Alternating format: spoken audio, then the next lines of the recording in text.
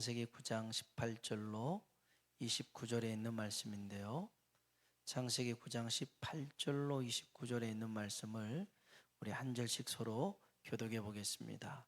제가 먼저 18절 읽겠습니다. 방주에서 나온 노아의 아들들은 셈과 함과 야벳이며 함은 가나안의 아버지라.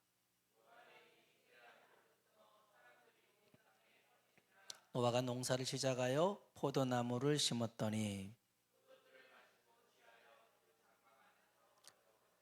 가나안의 아버지 함이 그의 아버지의 하체를 보고 밖으로 나가서 그의 두 형제에게 알림해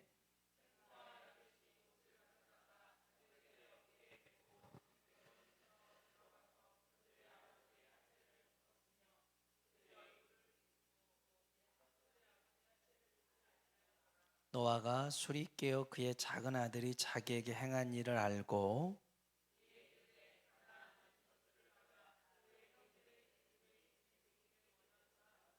또 이르되 셈의 하나님 여호와를 찬송하리로다. 가나안은 셈의 종이 되고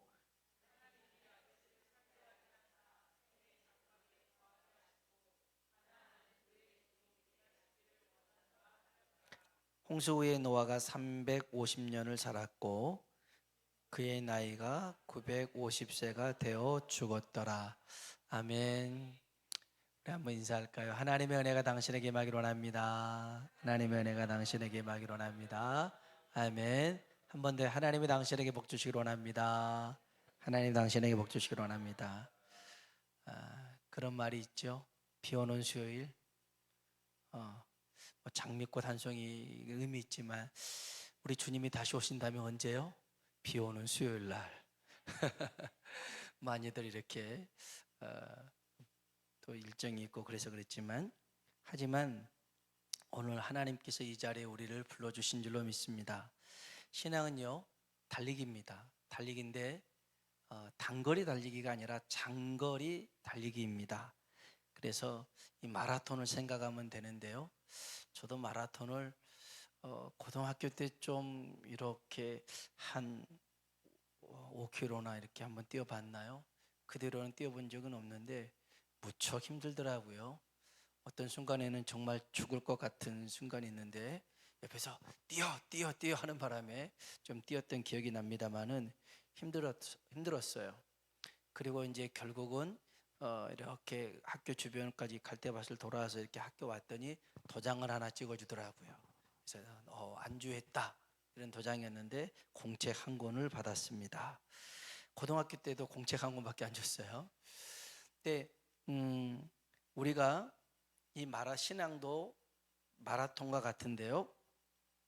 결승선을 통과해야 됩니다. 피니시 라인까지 뛰어야 되는데 근데 끝이 아니고요. 상을 주잖아요. 메달을 주듯이 하나님도 우리가 그 결승선까지 도착하면 상을 주마 약속합니다. 고린도전서 9장 14절에 보니까요. 운동장에서 다름질하는 자들이 다 달릴지라도 오직 상을 받는 사람은 한 사람인 줄을 너희가 알지 못하느냐. 너희도 상을 받도록 이와 같이 다름질하라. 우리가 상 받기 위해서 열심히 뛰라는 겁니다. 그 다음 절을 보면 이런 말씀이 있어요. 이기기를 다투는 자마다 모든 일에 한번 따라합시다. 절제하나니. 이기기를 다투는 자마다 모든 일에 절제하나니. 그러니까 선수들이 제일 힘들어하는 것 중에 하나가 뭐냐면 체중 감량을 하는 거예요. 거기에 딱 맞게끔 하는데 우리처럼 막 쪘다 뺐다 이게 우리도 힘들지만 그 선수들한테는 그 뭐 100g, 500g 이 차이가 굉장히 힘든 그런 체중이라 하더라고요. 그런데 먹고 싶은 거 다 참습니다. 그리고 제가 한 번은 이렇게 미스터 근육 하는 거 있잖아요. 이렇게 하는 사람들 그것 때문에 한 석 달간인가 이렇게 했던 사람이 우승을 했어요. 그리고 메달 받고 맨 처음에 한 게 뭐냐면 햄버거를 한 입 베더라고요. 햄버거를 한 입 빼고는 울더라고요. 이 친구가 아니 저는 햄버거 한 입에 그렇게 감동을 받는 친구는 처음 봤어요. 그런데 그만큼 먹고 싶었는데 이 운동 때문에 이 시합 때문에 참았던 거죠. 이기기를 다투는 자마다 모든 일에 절제하나니. 우리도 마찬가지예요. 다 할 수 있으나 절제하는 이유는 저 천국을 향하여, 표대를 향하여 달려가는 우리들의 믿음 때문인 줄로 믿습니다. 바울은 우리가 땅의 표대가 아니라 하늘의 표대, 하나님의 부르심의 상을 향하여 달려가라고 권면하고 있는데요. 이 달려감은 끝까지 달려가야 됩니다. 힘들어도 포기하지 않고 변하지 않고 달려가야 되죠. 누구든 한순간 반짝일 수는 있습니다. 한 번 정도는 1등할 수 있습니다. 근데 이게 계속 하려고 하는 것은 힘들죠. 아까도 말했지만 끝까지 변함없이 달려가는 것을 우리는 믿음이라고 합니다. 아브라함은 하나님께 엄청난 축복을 받은 사람입니다. 믿음의 조상이고 복의 근원이고 형통한 사람이었습니다. 근데 받은 복에 비하면 하나님을 위해서 한 일은 별로 없습니다. 모세나 여호수아처럼 하나님 백성을 목숨 버려가면서 대신 싸우거나 기도하지 않았습니다. 다윗처럼 하나님의 성전을 건축할 마음을 가지고 모든 것을 예비하지도 않았습니다. 바울처럼 복음 전파를 위하여 죽음에 이르기까지 수고하고 순교하지도 않았습니다. 고작 한 거라고는 이삭을 하나님 앞에 드리라 했을 때 드리려고 한 것, 물론 드리지도 않았어요. 하나님이 중간에 막으셨기 때문에. 그렇게 따지면 아브라함은 뭐 특별한 게 없어요. 그럼에도 불구하고 그가 믿음의 조상이 되고 복의 근원이 될 수 있었던 것은, 따라합시다, 끝까지 변함없이. 아멘. 이게 중요한 것 같아요. 아브라함은 끝까지 변함없이 하나님을 향한 믿음과 신뢰를 가졌더라는 것이죠. 오늘 저와 여러분이 하나님께서 우리를 부르신 그 부르심 속에 많고 적고 이게 중요하지 않죠. 무슨 일을 하느냐도 중요하지 않습니다. 하나님의 시각에서는 말씀에 대한 순종을 했냐 하지 않았느냐 그거거든요. 달란트 비유도 마찬가지예요. 5달란트, 2달란트, 1달란트 비유도 일했냐 하지 않았느냐 그 차이지 얼마 남겼느냐 그게 중요한 게 아니었거든요. 오늘 저와 여러분이 끝까지 하나님을 향해서 끝이 아름다운 믿음을 만들어가길 주의 이름으로 축복합니다. 자, 오늘 우리 노아 볼 겁니다. 노아가 실수하는 안타까움이 나타납니다.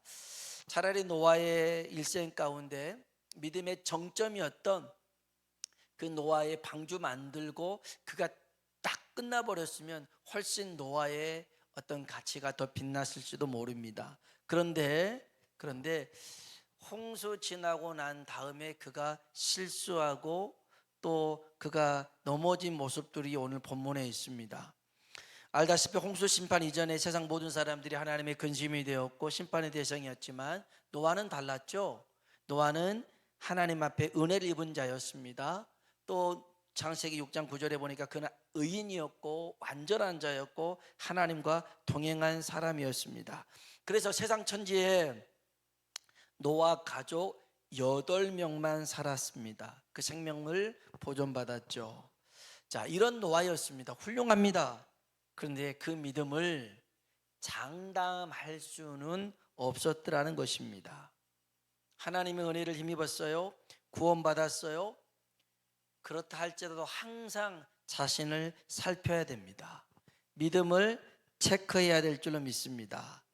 홍수 심판 후에 노아가 농사를 시작합니다. 포도나무를 재배했습니다. 그리고 포도주도 담갔습니다. 그런데 그가 술에 취해서 벌거벗고 말았죠. 오늘 본문에 있는 말씀 다시 한번 볼까요? 자, 20절로 21절에 있는 말씀입니다. 20절로 21절 읽어볼까요? 노아가 농사를 시작하여 포도나무를 심었더니 포도주를 마시고 취하여 그 장막 안에서 벌거벗은지라. 아멘. 자, 잘 들어보세요. 노아가 포도 농사를 지은 것 잘못일까요? 잘못 아닐까요? 잘못 아닙니다. 포도 농사 지을 수 있죠.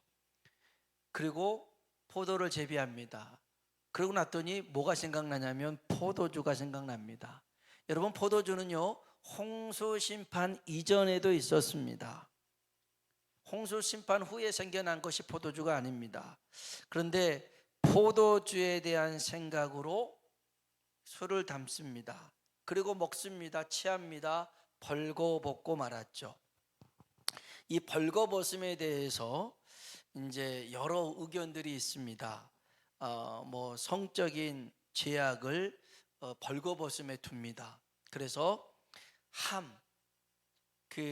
함이 원래 그 노아의 하체를 보고 형제들에게 얘기했다, 이렇게 이제 봅니다만은, 어떤 학자들은 함의 아들 가나안이 할아버지 노아에게 성적인 범죄를 저질렀다. 그래서 노아가 함의 아들인 가나안을 저주했다, 이렇게 말하는 학자들도 있습니다.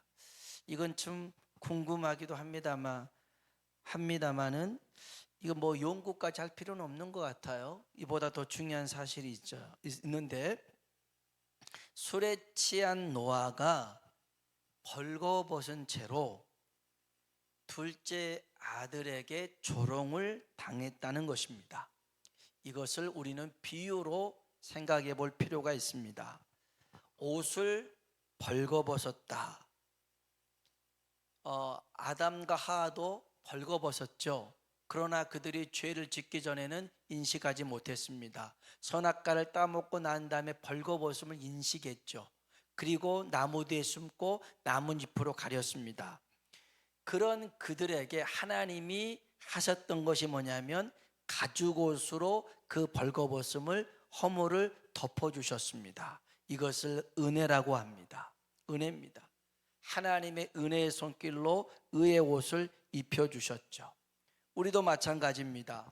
우리도 죄와 허물로 얼룩진 우리를 예수 그리스도의 보혈로 씻어주시고 옷 입혀주신 줄로 믿습니다. 새벽에 요한계시록의 말씀 보고 있는데요, 거기에 보면 흰 옷 입은, 세마포 옷을 입은 많은 무리들이 하나님을 찬양하게 됩니다. 이 세마포 옷은 예수 그리스도의 보혈로 구원받는 이들이 입는 옷이라는 것이죠. 벌거벗은 자가 없습니다. 다 주의 보혈로 깨끗함을 받아 입은 세마포 옷이라는 것입니다.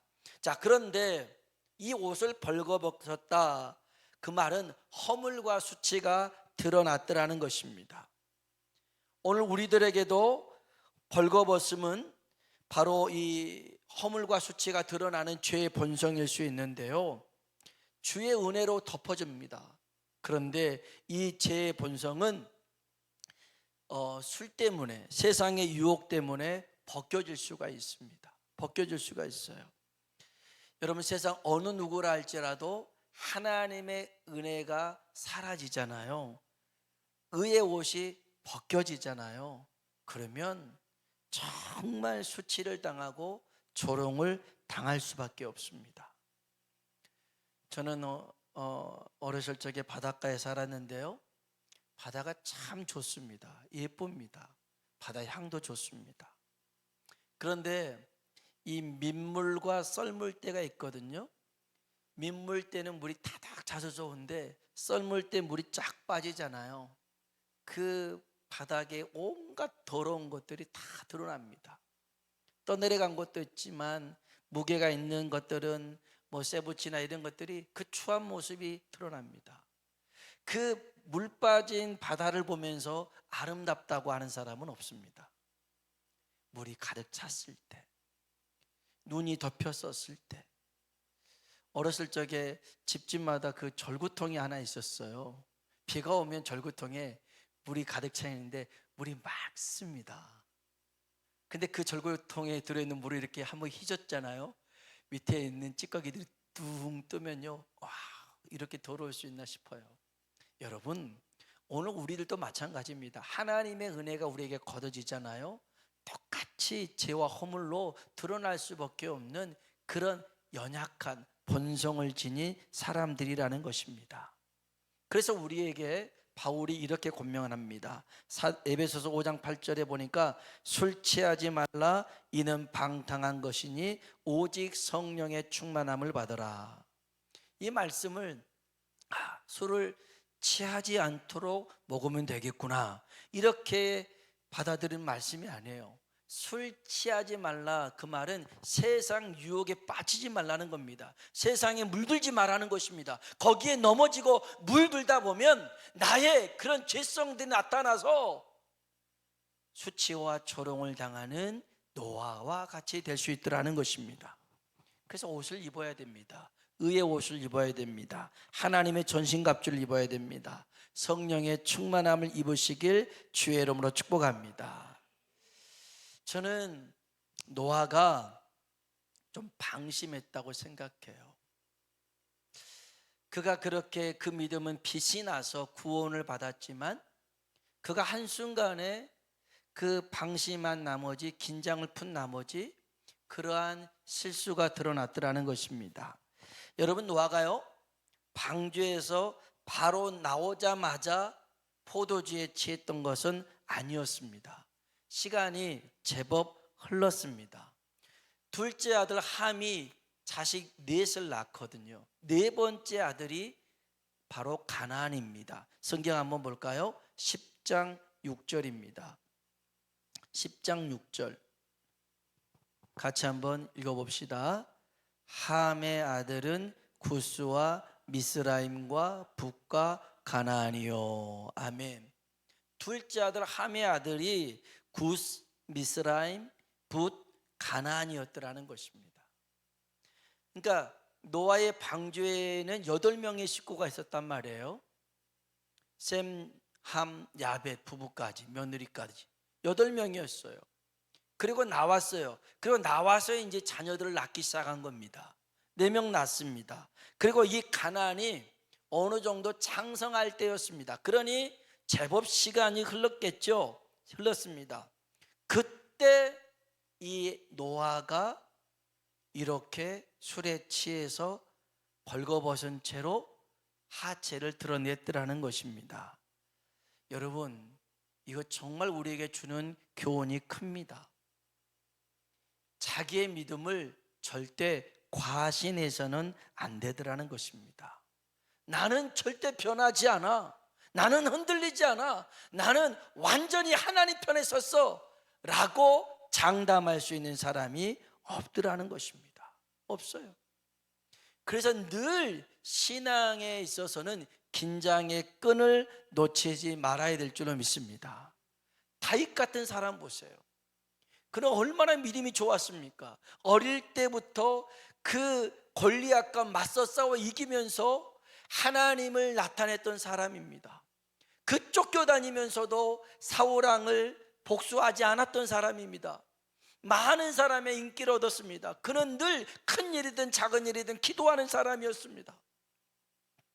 어찌 보면 그는 신앙에 대해서는 완벽했다라고 할 정도로 훌륭했습니다. 그런 그도요 전쟁터에 나가지 않고 낮에 잠을 자고 밤에 눈을 떠서 그 밧세바가 모여가는 모습을 보고 흔들리기 시작한 거죠. 아까 말했던 전쟁의 시기에 나가지 않고 전쟁 중에 낮에 잠을 자고 이런 것들은 어떤 걸 의미하냐면 그가 긴장이 풀렸더라는 것입니다. 그래서 오늘 저와 여러분은요 늘 이 신앙의 긴장을 놓치지 않는 사람 되길 주의 이름으로 축복합니다. 끝까지 우리가 이 믿음을 붙들고 나아가야 되는 것입니다. 여러분, 하나님으로부터 인정받았던 경건한 신앙의 사람 노아입니다. 우리는 노아가 가졌던 그 믿음과 견뎌볼 수도 없는 그런 연약한 사람이죠. 그런데 그도 넘어졌으니까 나도 넘어져도 되네 그렇게 생각하면 안 됩니다. 그런 그도 넘어질 수 있으니 우리는 더욱 깨어서 긴장하면서 하나님의 말씀을 붙들고 살아가야 되더라는 것입니다. 고린도전서 10장 12절에 보니까 그런즉 선줄로 생각하는 자는 넘어질까 조심하라. 늘 조심하라는 거죠. 마태복음 26장 41절에는 시험에 들지 않게 깨어 기도하라 그럽니다.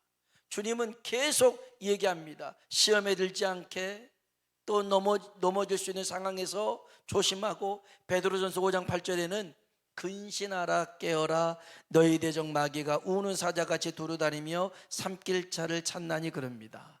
사랑하는 성도 여러분, 한순간이라도 우리의 영혼은 잠들면 안 됩니다. 깨어 있어야 됩니다. 잠을 자지 말라는 게 아닙니다. 우리 영혼이 그런 깊은 숙면에 빠져서는 안 된다는 거예요. 특별히 은혜를 받은 후에는 더욱 조심해야 됩니다. 빼앗기지 않기 위해서. 오늘 저와 여러분에게 정말 끝까지 변함없는 믿음 가지고 살아가길 주의 이름으로 축복합니다. 우리 하나님 말씀을 한 절 찾아보도록 하겠습니다. 고린도 후서에 있는 말씀입니다.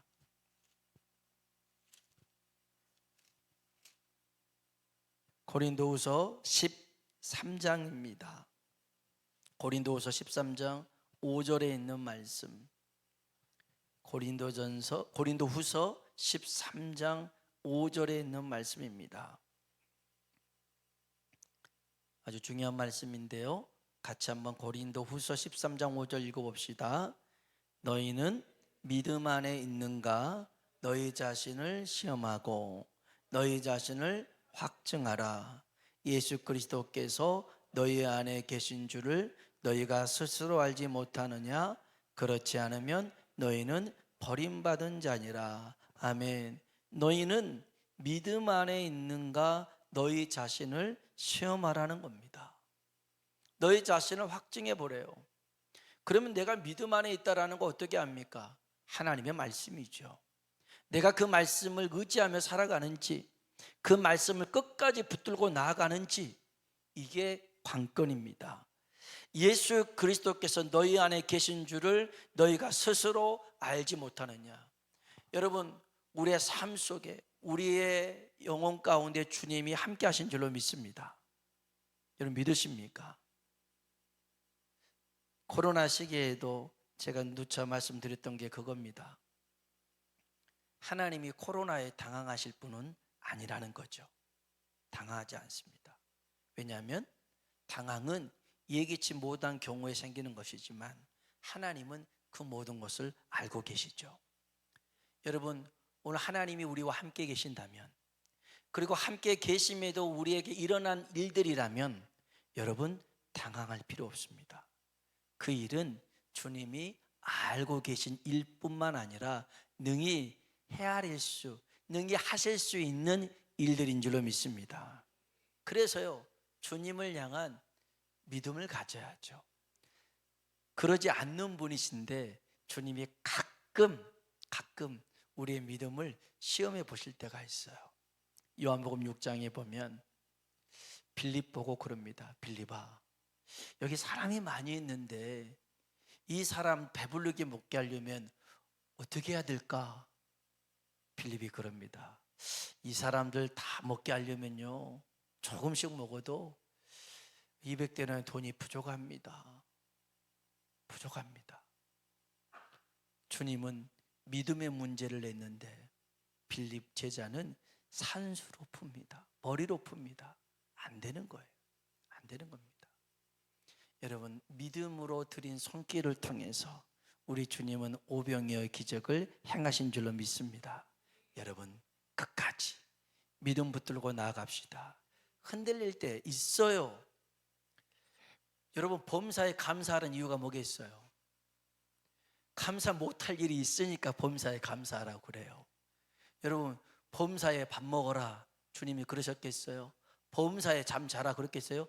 그렇게 말씀 안 해도 우리 밥 잘 먹어요. 잠 잘 자요. 그러니까 그런 말씀 하지 않으셔요. 그런데 범사에 감사하라는 이유가 뭐겠어요?